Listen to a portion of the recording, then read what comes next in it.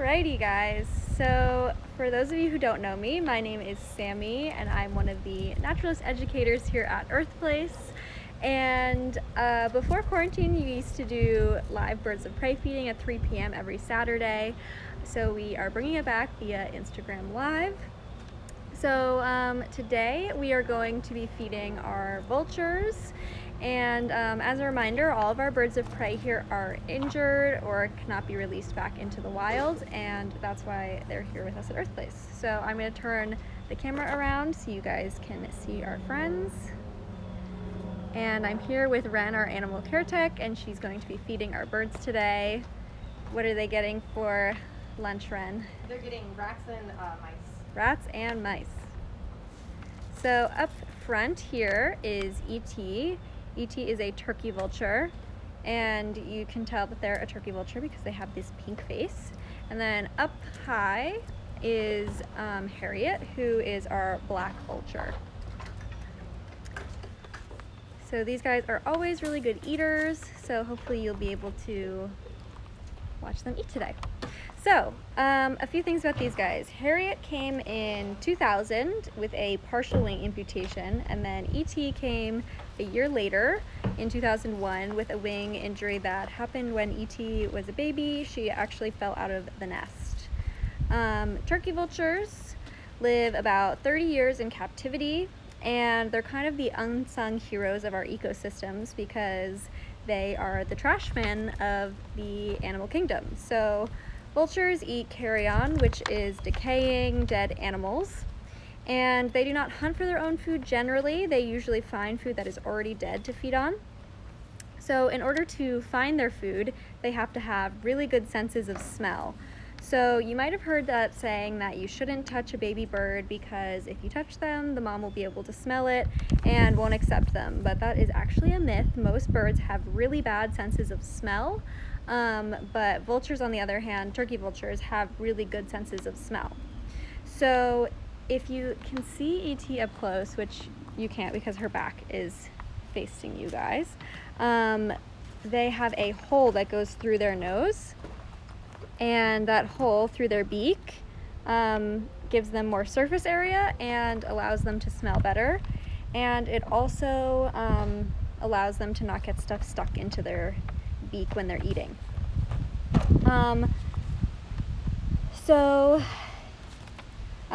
Vultures also have really strong stomach acid to allow them to eat kind of putrid meat.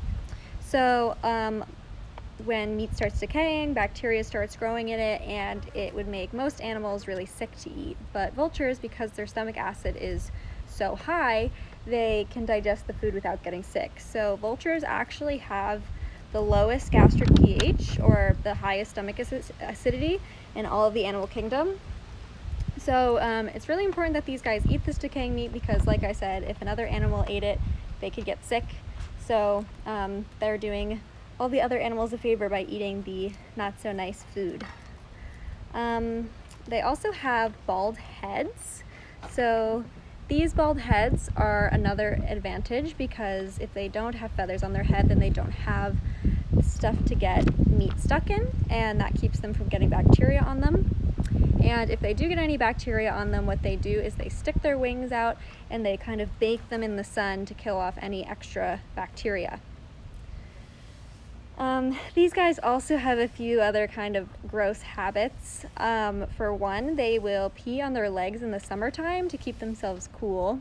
So birds can't sweat like you and I can, so they need to find another way to keep their temperature down. So they pee on their legs, and that keeps them cool. They also use vomit as a defense mechanism. So when vultures are feeling threatened, they will throw up their last meal. And it's thought that they do this for a few reasons. So one is that it kind of surprises or distracts the predator that is trying to eat them. And then the predator has another meal to feed on instead of the vulture. And then also it's thought that throwing up that meal makes them lighter and easier for them to fly away and escape. So it looks like Harriet is our only one eating. Vulture, E.T. is showing off for the camera in front. So black vultures are very similar to turkey vultures, but they have a few distinct features. So for one, they do not have that hole in their beak like ET does. They just have, they don't have that hole, and because of that, they don't have as good of sense of smell. So a lot of times black vultures will actually follow turkey vultures around and use them to find their food because they can't sniff it out themselves. Black vultures are also really social, so you'll see them flying around in groups. Turkey vultures tend to be more, they like to hunt alone. They don't like to hunt in groups as much. So turkey vultures are a little bit larger, and they have a wingspan of roughly 6 feet, and then they weigh between 3 and 6 pounds. The two different kinds of vultures both share the same mating season of early spring, and they usually lay 1 to 3 eggs. These guys don't actually build nests. They just lay their eggs straight onto the ground. And then when vulture chicks hatch, they're actually this white, fluffy color.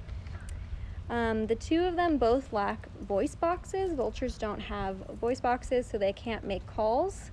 And they kind of make these grumbly hissing sounds, but that's about it that they're capable of making.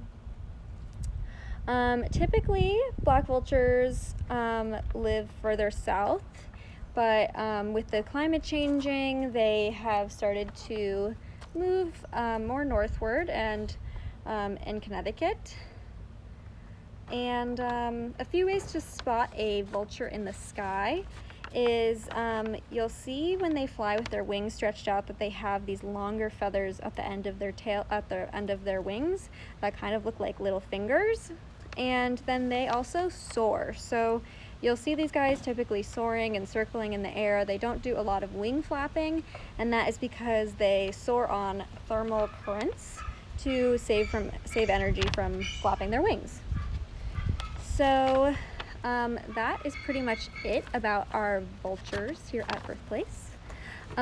So if you guys have any questions, I will answer them. So feel free to write in the chat and I will answer best I can. So our black vulture is native to Connecticut. I do not believe that they are originally native to Connecticut. I think that they used to live typically further in the south, and then, like I said, with the changing temperature, have moved northwards. So they do live in Connecticut now, but I don't think they have always lived in Connecticut. And then, do we see vultures year-round? I would say yes. I feel like we have a lot of vultures in wintertime here. For any of you who have visited Earthplace, you'll know that in the wintertime a lot, we'll see a lot of wild vultures in our aviary. So these guys have actually been shown to share their food with the wild vultures. They'll pass it through the wire and feed them. So we definitely see a lot of them in winter, but I still see them in the summertime, but definitely less so. So thank you for your questions. If anyone has any other ones, I can answer them as well. How do they catch and eat their meat? So these guys typically don't hunt. They eat stuff that's already dead. That being said, they do occasionally hunt for their food. A lot of times they'll eat kind of infant animals. They also really like eggs. That's kind of the main thing that they eat that isn't already dead. If not, they will typically eat stuff that has already been hunted by other animals or things like roadkill that we have on the side of the road. So they don't have like the same strong talons like other birds of prey, or super hooked beaks like other birds of prey, because they eat carrion. They kind of just forage for their meat. Are any of them in love? That's a really cute question. So these two, E.T. and Harriet, get along really well. I see that we have another question. How many vultures do we have at Earthplace? We have 3. If you tuned in last week, Ozzy is one of our other vultures. He used to live with these guys, but Ozzy actually got bullied a lot. So he is now in a separate enclosure with Talon, who is our red-tailed hawk. But these two get along really well, but I don't know if they're in love. That being said, I think some of them have little flirtatious relationships with the wild vultures. Is E.T. still sassy? Yes. This question comes from one of our animal care techs that no longer works with us, who moved to Buffalo, that we miss very much. It's also her birthday today, so shout out to Leanne. E.T. is very sassy. She has a lot of personality. Yeah, she continues to throw up on us all the time and peck at us every time we go in to feed her, so nothing's changed. All right, so with that, I think we will end our live.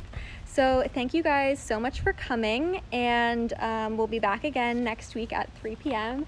to feature another bird. So I hope to see you guys again soon.